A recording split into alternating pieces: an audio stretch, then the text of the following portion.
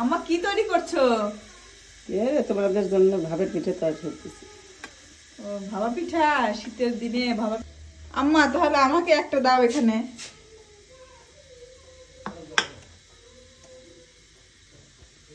Wow, একটা চাইলাম, দুইটা দিলে।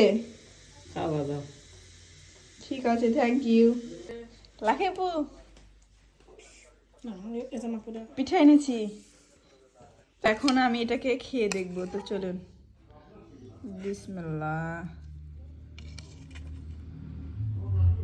আসলে আমি একটু ভাপ নিয়ে ক্যাটাং করে চামচ দিয়ে খাচ্ছি। ভাবটা আসলে হাত দিয়েই মজা। বিসমিল্লাহ। অনেক মজা, অনেক মজা। একটু গুড় খুঁজতে হবে, এই পাশে বেশি বেশি গুড় আছে। নারকেল সাথে